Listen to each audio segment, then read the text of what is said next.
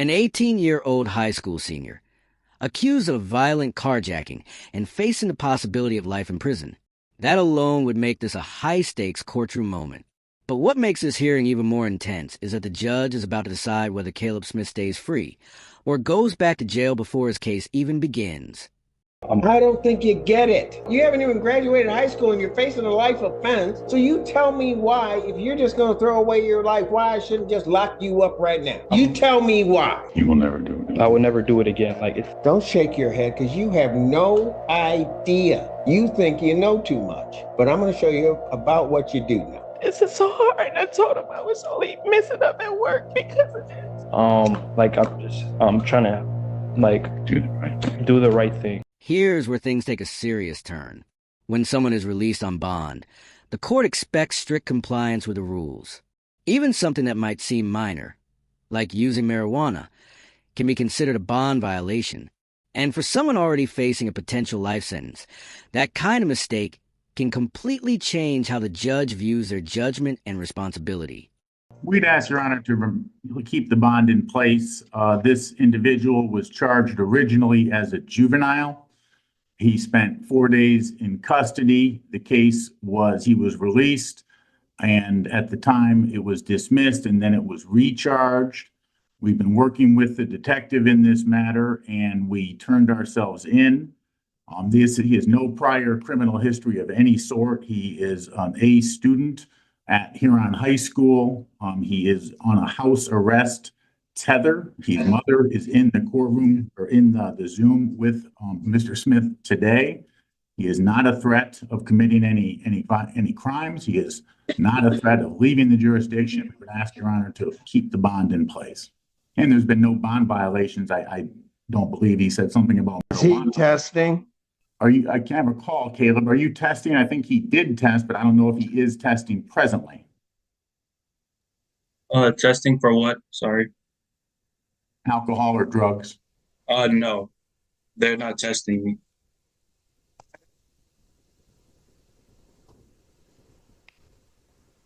All right, young man, if I tell you to report to community corrections today to take a drug test, is it going to come back clean? No. What's going to show up? Just it was from school. Just marijuana. That's it. How old are you? I just turned 18. Yeah, that's a problem. Mr. Margolis, how fast can you and your client get down to the court? 1/2 an hour. Okay, I'll pass the matter. We'll see you then. So you don't listen to her, and you're not listening to me or the court. Notice the tone shift here. Judges often look at behavior after an arrest to determine whether someone can follow court orders. To Judge Simpson, this isn't just about drugs. It's about whether Caleb respects the rules at all. And that's a huge factor when deciding whether someone should remain free before trial. You just want to play by your own rules, don't you? No, sir. No, I don't. Because otherwise you wouldn't have done it last night. Man, how old are you? 18 now. When was your birthday? December 21st, 2006. It's my birthday. So we turned 18 as I told the court, it was charged originally in a juvenile matter and then it was dismissed and they recharged as adult. You understand, young man, that you are facing a life offense. Yes, sir. Yes, Your Honor. You understand that? Yes, Your Honor. And it's taken a lot for me to realize what position I am in, and I don't think you get it. You found yourself in a position where maximum penalty is life or any term of years.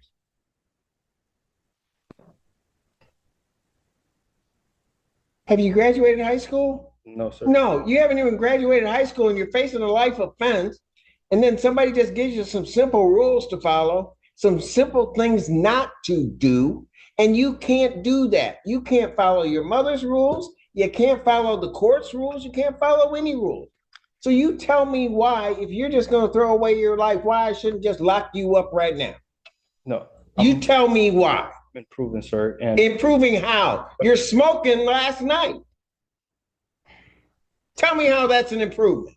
I do it. I'm gonna tell you why. I usually like need to study or focus study, and it helps me focus while studying. I listen to music, and I honestly like no harm for it, and You will never do it. I would never do it again. Like it's I can do it whenever I'm not addicted to it or anything. I just like it because it helped me study. Great. I got good. My grades are improved now. Back since I've been out, I've been having Did broken. you tell your mother you needed something to help you study? I said I prefer. I actually Did you tell your mother that? no, no, sir. Because you're just so grown, you took it on your own. Sorry. I was trying to do things on my own, and clearly I messed up. And this just shows that I need my mother to supervise me and to. You're not listening to her. I don't, and I'll be honest with you, I went through the bond form, Mr. McGoes. I don't understand how he has a PR bond. I don't. So the family would not be able to make a high cash bond or a significant money bond. He came to the court with no prior history of any misconduct. He is high school senior, on track to graduate. I explained to the magistrate how the family has all come together to take care of this, help assist this young man through this time. He's on a tether, on house arrest. All he is able to do is go to school and church. And I believe those are the two places that he's gone to. Yeah, those are two places that I've only been. He is not a risk of committing any offenses, not a risk of Yes, he is. any. Because he did it already.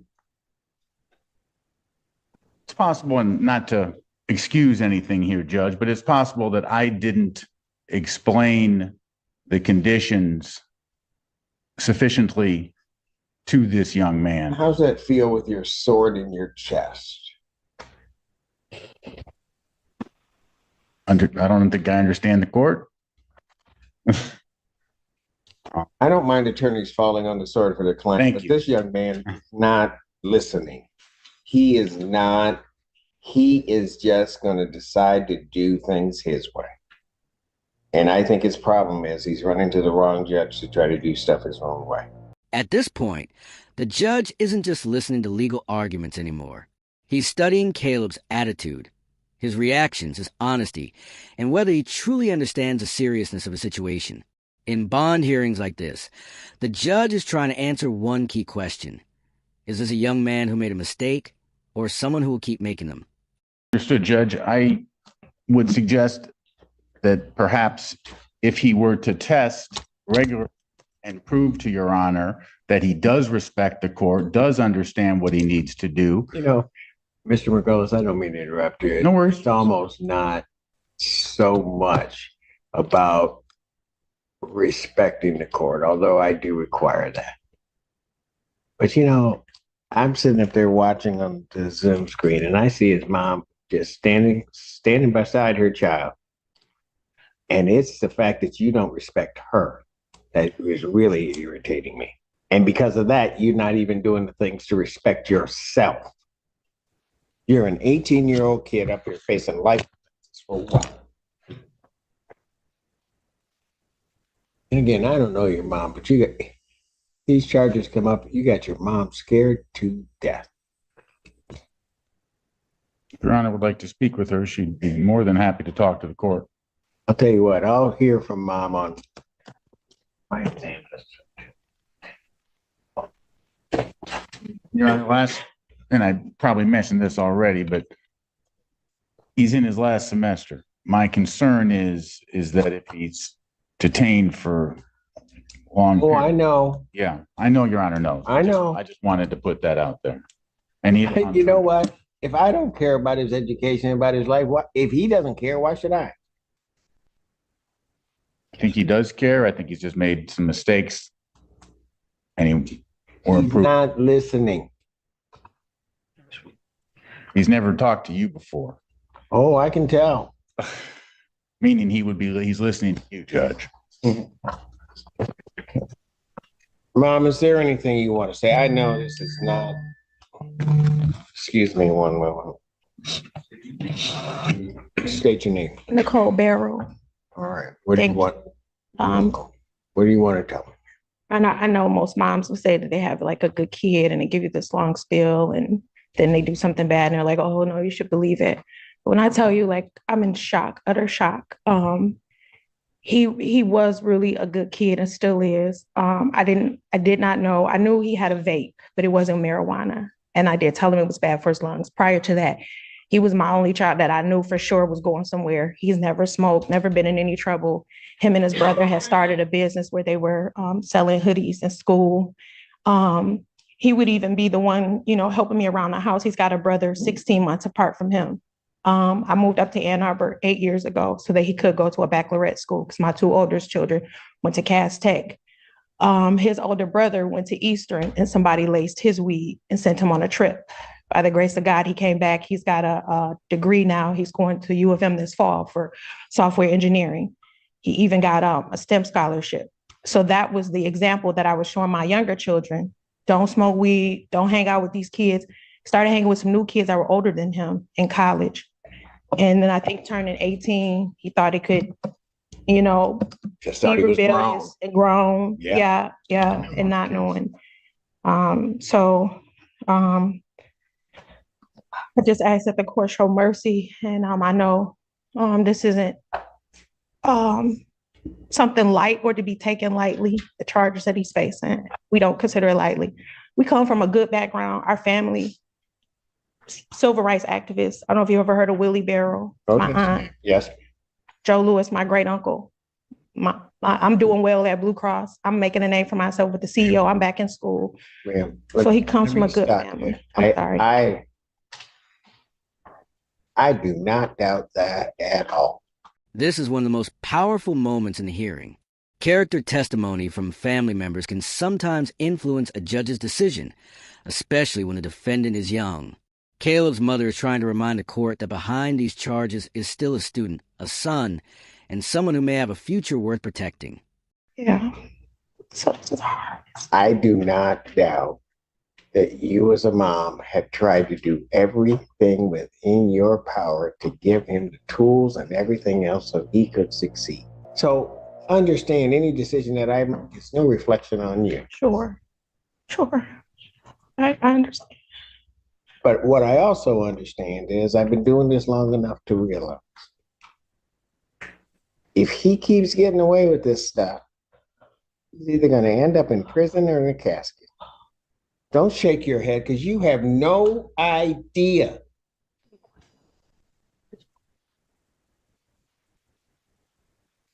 You think you know too much, but I'm going to show you about what you do know.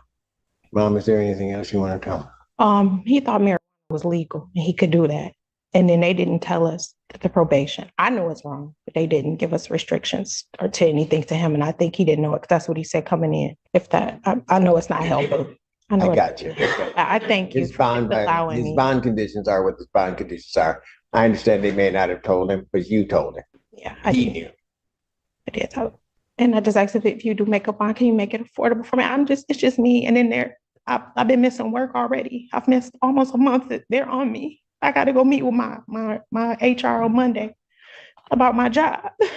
This is so hard. And I told him I was only messing up at work because of this. I thought I could handle it. Okay. I'm sorry. No, do not apologize. I'm so sorry. What time's your appointment on Monday? In the morning when I go to work at 8 a.m. I work in Medicare Advantage out of the Blue Cross. It'll be 2 years in May. What time do you get out of work? 4:30. You're right. All right. Okay. Anything else from either side before I do what I'm going to do?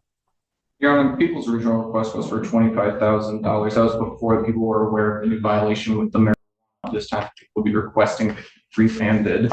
I did just want to again emphasize the severe injuries and assault that occurred on one of the victims here with the broken nose, chipped tooth. She was bitten her hand as she was trying to fight the defendant for control of the car keys. I think remand is appropriate at this time. I have nothing additional to add, Judge. This isn't the time to talk about the facts. We do have compelling defense to this case, but I'm not going to get into them now. This is a first offense, first charge of the lifetime for this young man. The family does not have money to pay a high bond. I would, if Your Honor was going to change the bond, I would suggest something in the range of 10 to 25,000, 10% if possible. But if I make it higher than that, then family doesn't have it, and then he doesn't graduate. Correct. And everything's a mess. Correct. Hey, man, anything you want to say? Hold on. I just want to say that I do learn from my mistakes. I'm getting closer to God. I know I do look at my mistakes, and I know it impacts my family, and I know it impacts my mother, and it really breaks my heart.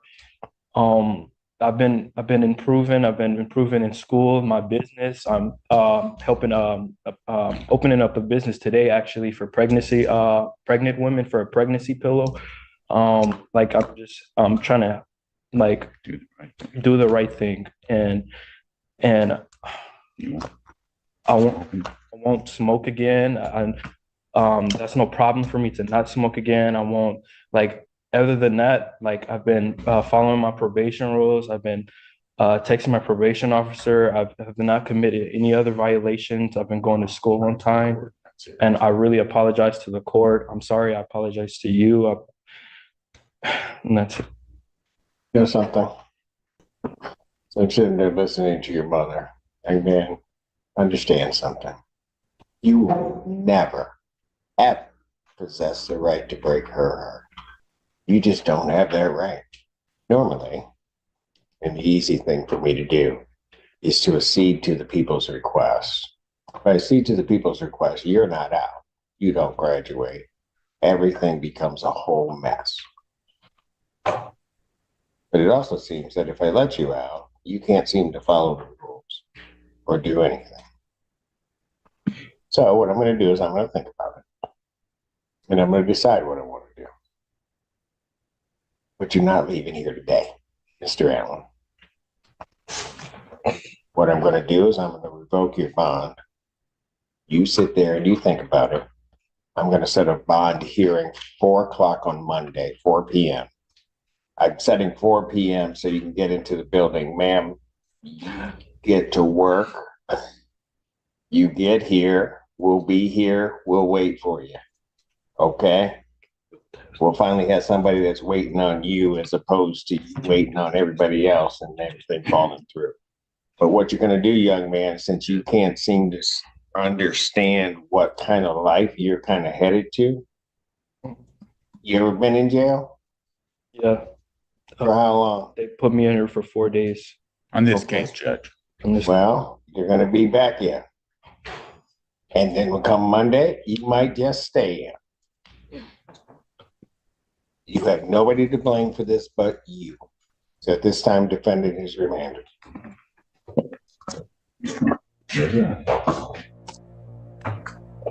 Thank you, Judge. Your Honor, I'm in the courtroom today with my client's mother, Nicole Barrow, his brother, Uncle Gino's in the courtroom, as well as Gino Jr., as well as Raymond Spears. Okay, you just gave me 3. I have no idea who that Gino is. Yeah. Gino. Sorry, Reno. And Raymond Spears is his old football coach. They're all here in support of young Mr. Smith. Your Honor, we were here last Thursday, and it was a PCC. Your Honor requested, asked the people requested to amend the bond and change it from a PR bond. We discussed it a little bit, and then Your Honor asked Mr. Smith whether he had been using marijuana, and he honestly said that he was, and Your Honor revoked his bond. We're here today. Well, it was kind of like that. I asked him would he pass a drug test. Correct. Thank you, Judge. To remind the court, this is young Mr. Smith's first criminal charges lifetime. He has a perfect record at school. He was on his way to 4.0 grades until last semester when his grades declined. It is no coincidence that he has now, that's when his problems with the law began. He was not attending his duties at school. He was sort of hanging out with the wrong crowd, not to justify or offer an excuse, but here we are today. It was charged originally, this case that is in front of us was charged in juvenile court. He spent 4 days in custody. After that, he was released from custody. We went in front of the juvenile court judge and the case was dismissed, and then he was charged in adult court. The charges are very serious. I can approach and we can discuss a little bit about the biggest charge if Your Honor would like to hear. I believe he has there are compelling defenses to that. The short of it is we're seeking to have him placed back on his house arrest tether, so he can go to school, so he can go to church, so he can do the right thing and be around his family and have the support of his family and handle these cases on all fours. He is presumed innocent. This is a good young man. I have faith in this young man, and I'm here for the duration. Anything from the people? Your Honor, people already stated their position on Thursday. The only thing that I have to add from that previous argument is that I do have some concerns being released under the same or similar conditions as before of the GPS tether with allowances for church and school. I believe the defendant stated at the last hearing that he got the marijuana from school. And so I'm concerned about releasing him and then putting him back in the same environment where he got the marijuana that led to this violation in the first place. Thank you. I would just suggest the court may, if Your Honor was inclined to reconsider, may institute a testing regimen would be something this young man should be responsible to and could handle. Well, and I appreciate what the people are saying. The other issue in this one that's plagued me since I put him in, and those of you that know me know that it would, and that is that if he stays incarcerated, maybe that might be the right decision for most. What I then know is he doesn't graduate. And then at the end of it all, I don't know what we have. That's the bottom line to it. Young man, what? So when you spent the 4 days before, that was in a juvenile facility? No, it was here in a holding cell. They didn't, for some reason, they weren't able to hold him in the juvenile facility, Judge. So what have you been thinking about? Like recently? Well, you got locked up on Thursday. Now, unless your mind shut down, what have you been thinking about? I've been thinking about first how right you were, and that I did learn my lesson, and that my actions do have consequences, and then this is a very serious matter, and that I do not want to be here, and not, it's more like this place shows me that I'm not like supposed to be here, and that what you were telling me earlier today. Mm-hmm. And that I've been thinking about, going to school. I've been thinking about graduating to go to college. I've been thinking about my relationship with God, and that how I can become a better person, and that sorry, Your Honor. And pretty much like how I can improve myself as a better person. And that's what I've been practicing while I've been there. And so when I'm out, I can become a better person, show you not with just my words, but with my actions. Why are your grades slipping? Well, because see, here's the thing. If I were to reinstate your bond, put you back out there, mm-hmm. Problem's going to be is that if you're failing out of school, my major motivation for even giving you that opportunity isn't there. On your grades. Okay, yeah. Well, yeah. So, ever since I've been out, my grades has been improving. I have screenshots to prove that I have A+ right now. My lowest grade right now is a C. I believe a C. In what? A C in 1 second, Your Honor. I'm trying to think. I have an A+ in accounting too. A C in newspaper. It's a newspaper for entertainment. I had to miss an assignment that I haven't turned in. What should your grades be? All A+, Your Honor. Or at least passing. Or not at least passing, but A's and B's. But I'm shooting for all A's. Then you shouldn't even be thinking, there shouldn't even be a C on any. Mom, anything you want to say? Please step up. You'll have to stay right there. Thank you, Ron. I have signed us up in counseling for ThriveWorks in Ann Arbor for not just him, but for family. I looked into him being into a mentorship program. Along with his football coach, started a program called Pathways to Careers.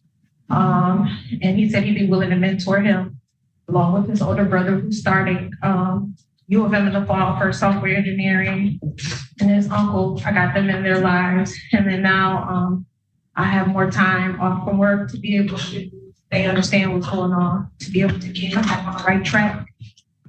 You're hanging around a bunch of grown men. Maybe. Yes. Right? Mm-hmm. It was a mistake. So when you went to jail, did you feel grown? Because I can there's a whole lot of grown folks back there if that's what you want to be. You know something? Do you remember what I told you about respect on Thursday? Or did your head just shut off at some point? No, I remember, Your Honor. What did I tell you? Tell me respect. It's like, oh, sorry. Yeah. Yeah, you told me to respect my mother, and that if I can't respect my mother or the court, then that's a problem. And I do remember, Your Honor. And I would like to say that I am, like, these 4 days, it may seem little, but it was a lot to me. And I really had time to think about it and on respect and the lengths that my mother is going for me. And the least I can do is to respect her to my full extent. You know what's funny? I mean, I hear you, and to the extent you can understand it, you understand it, but you're never, until you are one, going to ever understand the sacrifice of a parent. You're just not, you're not going to get it. Because I don't know if you slept while you were there, but she probably hasn't slept the moment I put you back there. But I've been doing this a long time, and I figure somebody that can't respect their mother, probably shouldn't be out there walking around and doing anything. You're schooled on a 4-point schedule. Sorry, I don't. What's the highest grade point you can get? 4 or 5 or 4? I think 4.0. 4.0 is the highest you can get. In the end, Judge Simpson makes a calculated decision. Caleb's bond is reinstated, but with strict conditions: frequent drug testing and a requirement to maintain strong grades in school. It's a second chance, but a fragile one. And now the big question for you. Do you think the judge made a right call giving him another opportunity, or should someone facing charges as serious have remained in custody? I'm going to reinstate his previous bond with conditions that you are to test 3 times per week. Anything show up in your system, young man, you're going back. I'm not having a bond here. I'm just going to revoke. You are also, to work your way, I want to see a 3.5 grade point average or above. You hear me? Yes. Yes, Your Honor. So if this case is still before me and as you approach graduation and you're not near that 3.5, you know where you're going to go? Right back. Because what that just tells me, you're not applying yourself. Is there anything you're unclear about? No. You understand very clearly, I hope, that this is not a game. Yes, Your Honor, I understand. All right. To the extent you think it's a game, you don't want to play that with me. We clear? Yes, Your Honor.